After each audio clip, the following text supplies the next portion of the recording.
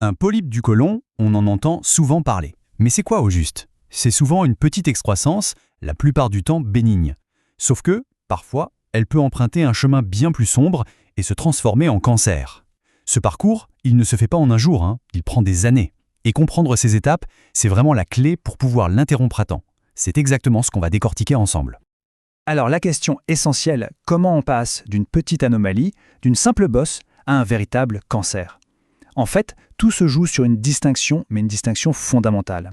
C'est la différence entre ce qu'on appelle un état précancéreux, la dysplasie, et une invasion cancéreuse. Si on saisit bien cette frontière, on a quasiment tout compris au processus. Bon, pour bien comprendre, repartons de la base. C'est quoi un polype? Imaginez la paroi du côlon. Normalement, c'est tout lisse. Eh bien, un polype, c'est tout simplement une petite bosse, une sorte d'excroissance qui se forme sur cette paroi. À ce stade-là, franchement, la plupart du temps, ce n'est rien de méchant. Juste une petite anomalie bénigne. Mais voilà, et c'est là que ça devient super intéressant. Tous les polypes ne sont pas créés égaux. Une fois qu'un polype est là, c'est un peu comme s'il arrivait à un carrefour, une bifurcation. Il a deux chemins possibles devant lui et les destinations sont, disons, radicalement différentes. D'un côté, on a la voie de la tranquillité. C'est la grande majorité des cas, des polypes qui vont rester là sans jamais poser de problème. Et de l'autre, on a la voie à risque. Celle des polypes qui portent déjà en eux les graines d'une future transformation maligne. Et c'est justement pour débusquer ces derniers, avant qu'ils n'aillent trop loin, que tout l'enjeu du dépistage existe. Alors, explorons d'abord le chemin le plus rassurant, la voie sans risque. Qu'est-ce qu'on y trouve? Par exemple, le polype hyperplasique. Il est hyper commun, sans danger. On a aussi, et c'est plus surprenant, le polype juvénile. Comme son nom l'indique, on le trouve chez les très jeunes enfants, et il peut même se décrocher tout seul. Et puis il y a des cas plus rares comme le polype de Putz-Juggers. Le point commun de toute cette petite famille, en principe, ce ne sont pas eux les précurseurs du cancer. Allez, on change de voie. On prend maintenant celle qui demande toute notre attention. Là, les choses se corsent un peu. On y croise la lésion dentelée. C'est une sorte de cousin du polype hyperplasique, mais avec un potentiel bien plus dangereux. Et surtout, voici le personnage principal de notre histoire, le polype adénomateux. Retenez bien ce nom, l'adénome. C'est lui, l'état précancéreux majeur, la cible numéro 1 que les médecins traquent. On arrive maintenant au moment critique, le point de bascule.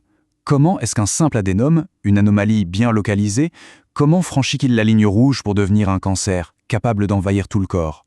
La réponse, elle tient en un seul mot, un processus qui se passe à l'échelle du microscope, la dysplasie. La dysplasie, voilà le concept absolument central.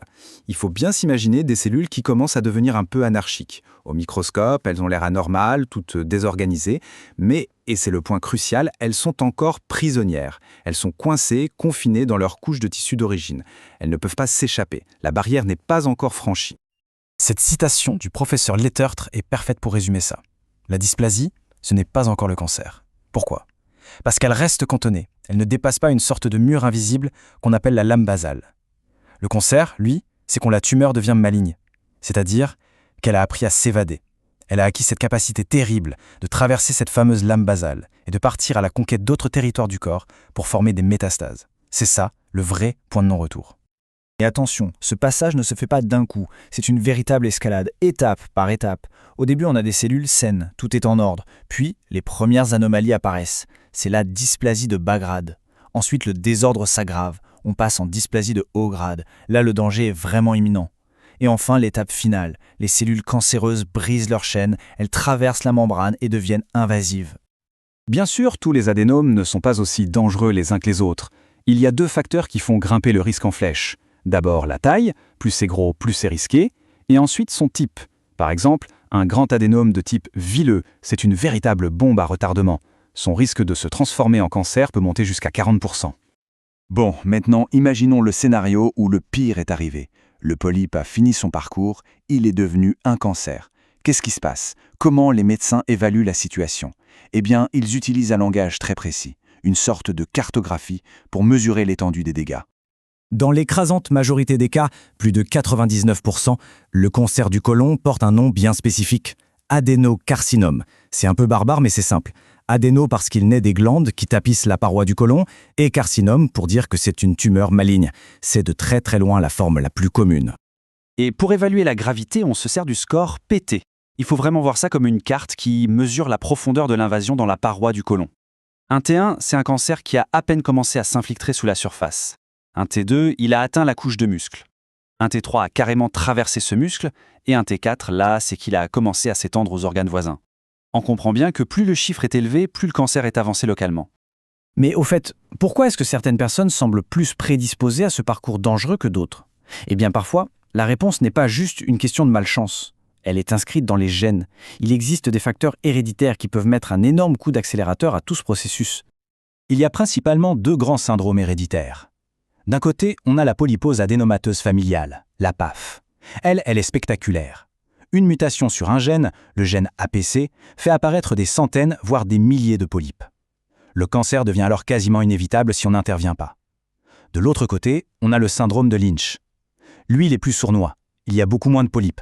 Mais à cause de mutations sur des gènes qui sont censés réparer l'ADN, ces polypes se transforment en cancer beaucoup plus vite.